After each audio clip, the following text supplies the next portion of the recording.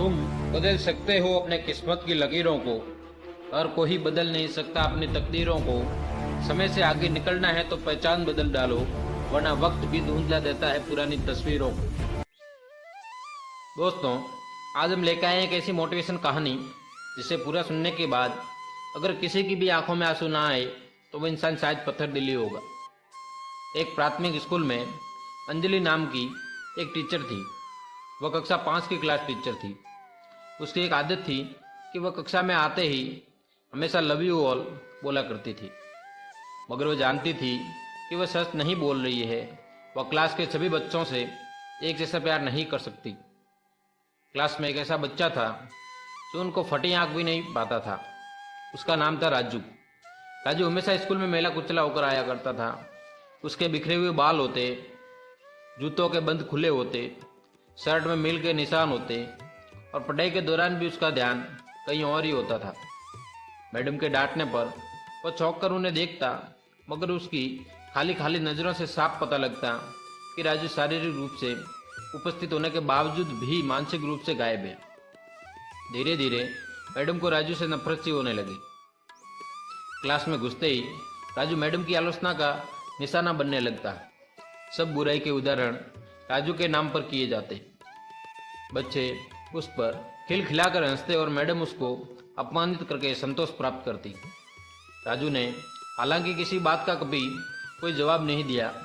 Madam को वह एक बेजान पत्थर की तरह लगता जिसके अंदर आत्मा नाम की कोई चीज़ नहीं थी। हर डांट और सजा के बावजूद वह बस अपनी भावनाओं से खाली नज़रों से उन्हें देखा करता और सर झुका लेता। मैडम को अब राजू से गंभीर नफरत हो चुकी थी। पहले सेमेस्टर समाप्त हुआ और प्रोग्रेस रिपोर्ट बनाने का समय आया।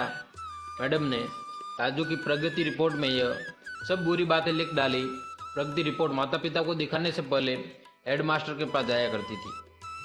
राजू की प्रोग्रेस रिपोर्ट देख मैडम को बुला लिया और हेडमास्टर ने मैडम से कहा, मैडम, प्रगति रिपोर्ट में कुछ तो राजू की प्रोग्रेस भी लिखनी चाहिए थी, इससे राजू के पिता बिल्कुल निराश हो जाएंगे।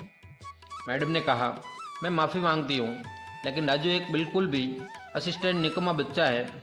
मुझे नहीं लगता कि मैं उसकी प्रोग्रेस के बारे में कुछ लिख सकती हूँ। मैडम नफरत वाले लहजे में बोलकर वहाँ से उठकर चली गई और फिर स्कूल की छुट्टी हो गई। अगले दिन हेडमास्टर ने एक विचार किया और उन्होंने चपरासी के हाथ उस मैडम की डेस्क पर राजू की पिछले वर्षों की प्रोग्रेस रिपोर्ट रखवा दी। अगले दिन मैडम ने क्लास में प्रवेश किया तो वो रिपोर्ट पर मैडम की नज़र पड़ी। उसको पलटा कर देखा तो पता चला कि राजू की प्रोग्रेस रिपोर्ट है। मैडम ने सोचा कि पिछली कक्षा में राजू ने ज़रूर यही गुल खिलाए होंगे और फिर उन्होंने क्लास 3 की रिपोर्ट खोली। रिपोर्ट पढ़कर उनके आश्चर्य की कोई सीमा नहीं रही जब उन्होंने देखा कि उसकी रिपोर्ट उसके तारीफों से भरी पड़ी है। उसमें लिखा था कि राजू जैसा बुद्धिमान बच्चा आज तक मैंने नहीं देखा और वो बहुत सेंसिटिव बच्चा है। वो अपने टीचरों और दोस्तों से बहुत लगाव रखता है। आखिर सेमेस्टर में भी उसने बहुत अच्छा पोजीशन हासिल किया है। बाद में मैडम ने क्लास 4 की रिपोर्ट खोली और इसमें लिखा, राजू अपनी माँ की बीमारी से बहुत तनाव में है। उसका ध्यान पढ़ाई से हट रहा है। राजू की माँ को आखिरी स्टेज का कैंसर है और घर पर उसका कोई ध्यान रखने वाला नहीं है, जिसका गहरा इम्पैक्ट उसकी पढ़ाई पर पड़ा है। नीचे हेडमास्टर ने लिखा कि राजू की माँ मर चुकी है और इसके साथ ही राजू की ज़िंदगी की रौनक और चमक भी। उसे बचाना होगा इससे पहले कि बहुत देर हो जाए।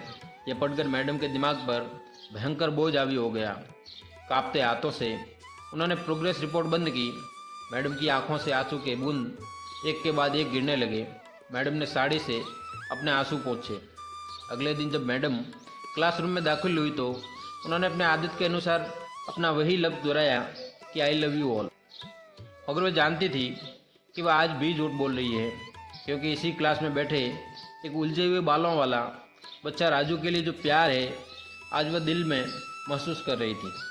वो उस क्लास में बैठे किसी भी बच्चे से ज़्यादा पढ़ाई के दौरान उन्होंने रोज़ाना दिनचर्या की तरह एक सवाल राजू पर दागा और हमेशा की तरह राजू ने सर झुका लिया। जब कुछ देर तक मैडम से डांट, फटकार और बाकी स्टूडेंट के हंसी की आवाज़ उसके कानों में नहीं पड़ी तो उसने अचंभित होकर सर उठाकर मैडम की ओर देखा तो उसके माथे पर आज गुस्सा नहीं था। वो मुस्कुरा रही थी। उन्होंने राजू को अपने पास बुलाया और उसे सवाल का जवाब बताकर जबरन दोहराने को कहा।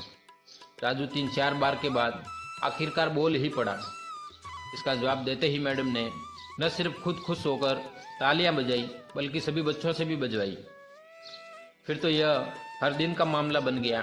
मैडम हर सवाल का जवाब खुद बताती, फिर उसकी खूब तारीफ भी करती। अब राजू की तरह अच्छी उदाहरण का इशारा दिया जाने लगा। धीरे धीरे पुराना राजू सन्नाटे का कब्र फाड़ कर बाहर आ गया। अब मैडम को सवाल के साथ जवाब बताने की जरूरत नहीं पड़ती। वो रोज सही उत्तर देकर सबको प्रभावित करता और नए नए सवाल पूछकर सबको हैरान भी करता। उसके बाल अब कुछ हद तक सुधर रहे होते हैं, कपड़े भी काफ़ी हद तक साफ होते हैं। अब वो शायद खुद धोने लगा था। देखते ही देखते साल खत्म हो गया। राजू ने दूसरे स्थान पर क्लास 5 को पास कर लिया। स्कूल के दूसरे जगह दाखिल होने के लिए तैयार हो गया था। क्लास 5 के विदाई समारोह में सभी बच्चे मैडम के लिए सुंदर उपहार लेके आए और मैडम के टेबल पर ढेर लग गया। इन खूबसूरत पैक हुए उपहार में से एक पुराने अखबार में पैक हुआ एक उपहार भी पड़ा था। बच्चे उसे देखकर हंस रहे थे। किसी को जानने में देर नहीं लगी कि यह उपहार राजू लाया होगा। मैडम ने उपहार के इस छोटे से पहाड़ में से लपक कर राजू वाले उपहार को निकाला और खोलकर देखा तो उसके अंदर महिलाओं के द्वारा इस्तेमाल किए जाने वाली परफ्यूम आदि इस्तेमाल की हुई शीशी और हाथ में पहने जाने वाला एक बड़ा सा कंगन था और उसके ज़्यादातर मोती जड़ चुके थे। मैडम ने चुपचाप इस परफ्यूम को अपने हाथ में छिड़का और उसे कंगन को अपने हाथ में पहन लिया। यह मंजर देखकर सब बच्चे हैरान रह गए और खुद राजू भी। अब राजू से रहा नहीं गया और वह मैडम के पास आकर खड़ा हो गया।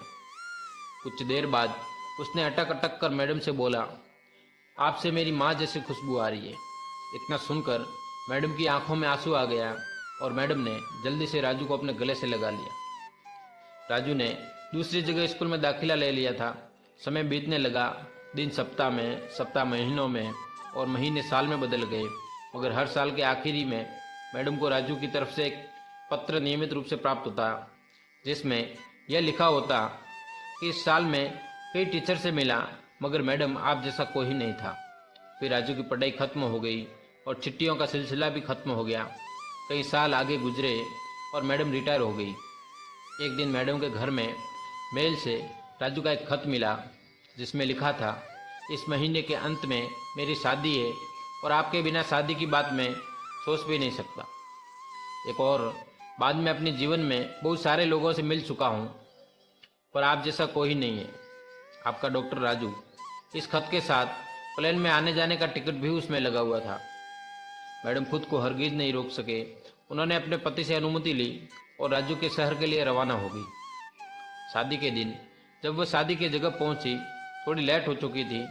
उन्हें लगा समारोह खत्म हो गया होगा मगर यह देखकर उनके आश्चर्य की सीमा नहीं रही कि शहर के बड़े डॉक्टर, बिजनेसमैन और यहाँ तक कि वहाँ के पंडित जी भी थक चुके थे कि आखिर कौन आना बाकी है। मगर राजू समारोह में शादी के मंडप की वजह गेट की तरफ टकी टकी लगाए उनके आने का इंतजार कर रहा था। फिर सबने देखा कि जैसे ही एक बुढ़ी औरत ने गेट खोला राजू उनके ओर लपका और उनका वह हाथ पकड़ा जिससे उन्होंने अब तक वह कंगन पहना हुआ था और वो उन्हें सीधा स्टेज पर ले गया।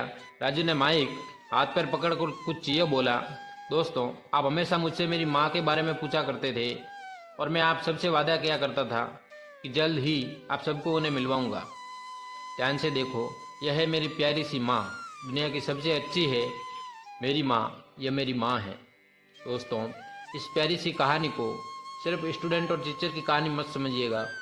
अपने आसपास देखें, राजू जैसे कई फूल मुरझा रहे हैं जिन्हें आपका जरा सा प्यार और ध्यान नया जीवन दे सकता है। ऐसी ही मोटिवेशनल कहानियाँ सुनने के लिए डीके इंस्पायर्ड चैनल को सब्सक्राइब करें, वीडियो को लाइक करें और अपने दोस्तों के साथ शेयर ज़रूर करें।